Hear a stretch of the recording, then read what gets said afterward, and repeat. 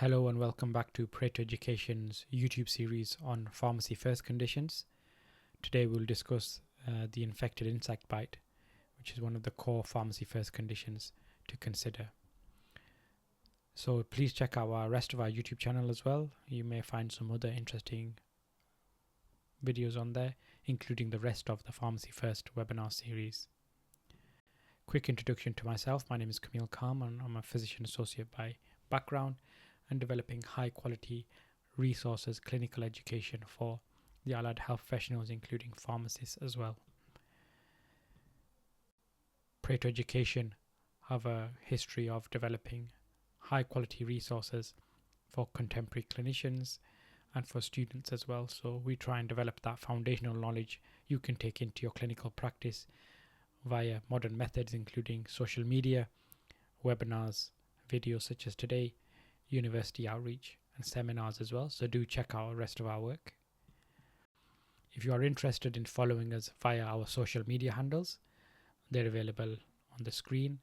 So we're on TikTok, YouTube, Facebook, Instagram, and do follow our QR code for our WhatsApp group as well. Find a lot of useful information on there.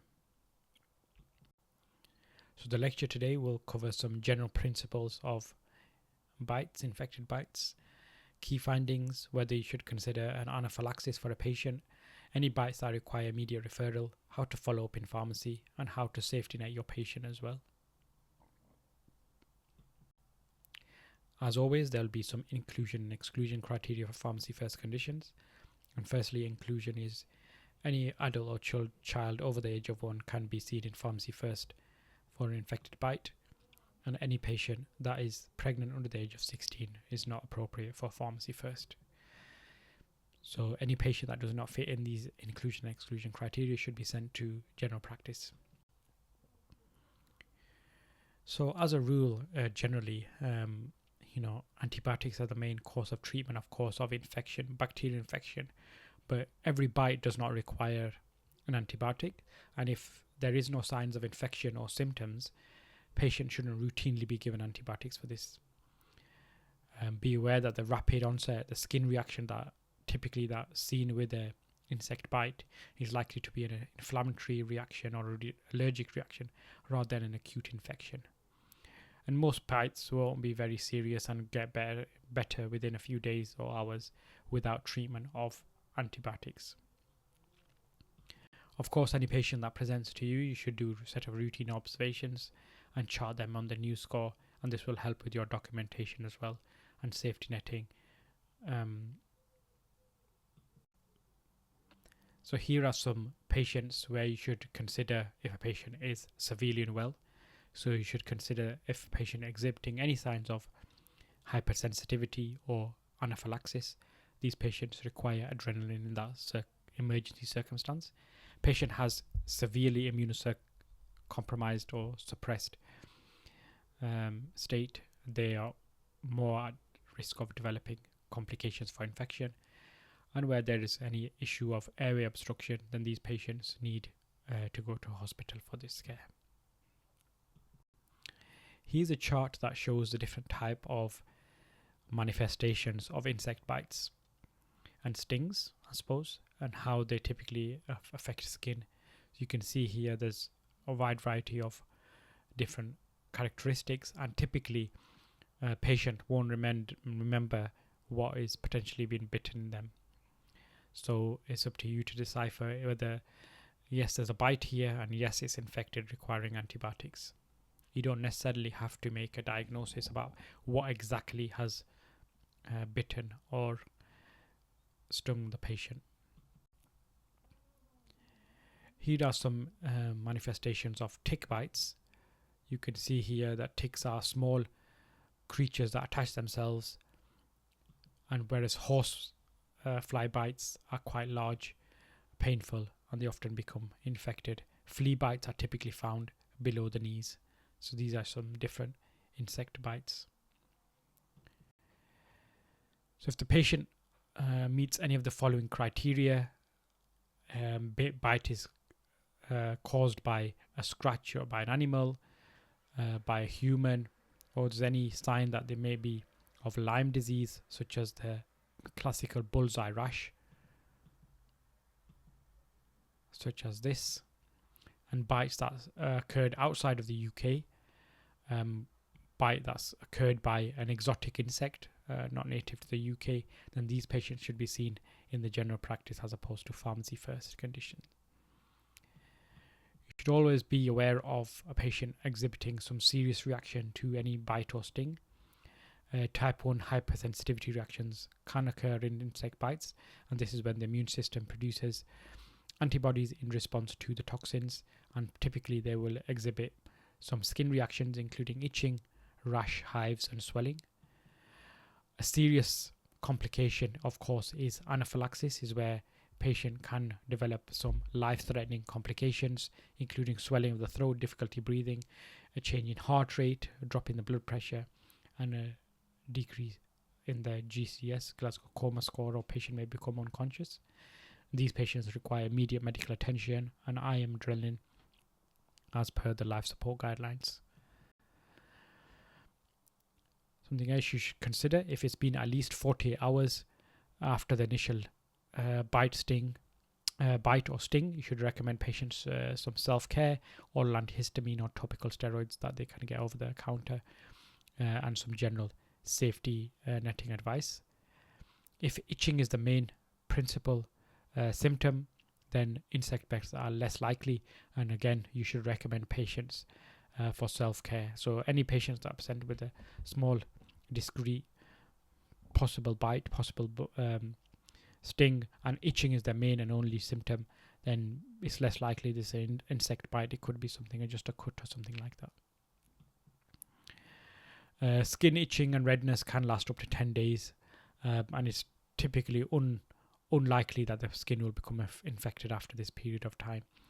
Of course, avoiding scratching is very, very key for these patients.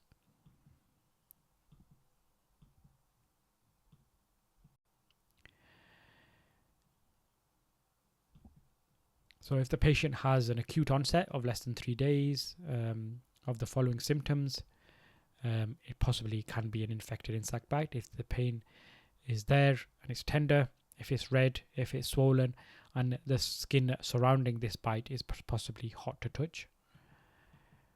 And if the patient has any of the following criteria as well, there's redness and potentially there's pustular discharge at the site of the sting, then yes, this is an infected skin bite. If the patient, if they don't meet any of these criteria, then you should mark the skin and ask the patient to return in the next couple of days if with self-care the patient does not improve. So if the patient is meeting these criteria, then it's likely an infected insect bite. If they're not, then it's unlikely an infection in the skin, in this insect bite. If the patient does meet any of the following conditions and criteria, if the patient is systematically unwell, has any significant comorbidities, there is severe pain in the wound for the patient, and the patient has significant pus or discharge at the site of infection, then for this patient, then you would consider onward referral to the general practitioner, because this patient potentially would need more specialist care rather than be dealt with in pharmacy first conditions.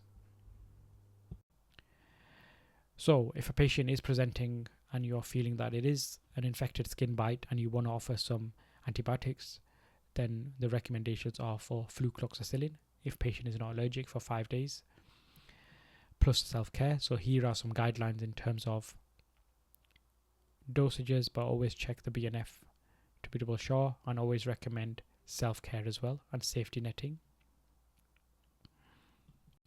If patient has a reported penicillin allergy, then offer clarithromycin for 5 days, and these are some dosages. As always, do double check with the BNF and your directive as well. If the patient is pregnant, then it's erythromycin for a few days depending on the age of the patient, and again check the BNF for clarification.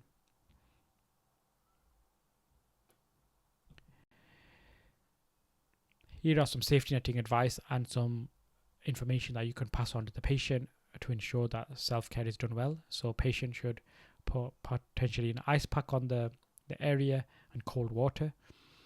Keep the area raised if they can. You can take over-the-counter painkillers. Antihistamines can help in some cases. Hydrocortisone cream can help reduce itching and swelling. Do not scratch this area as it could become infected, and don't use home remedies such as bicarbonate of soda.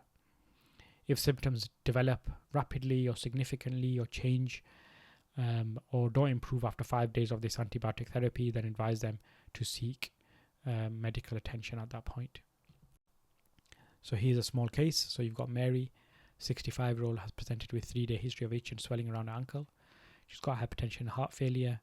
She's unsure if she's been bitten by an insect or sting. She's stable in herself. Small amount of discharge from the area. This is the area. You can see itself. It's quite a little bit raised. Potentially there's an infection in there. What do we think? Infected skin bite. Yes, we should treat this with flucloxacillin as appropriate. So that's a short summary on infected infected insect bites as per the Pharmacy First guidelines. Hope you've enjoyed the lecture. Please do check out our website for CPD accredited courses, paretoeducation.co.uk/CPD. And as a reminder, our social media handles. I hope you've enjoyed the video. Any questions, comments, leave them in the chat and we'll get back to you. Thank you very much and see you in the next video.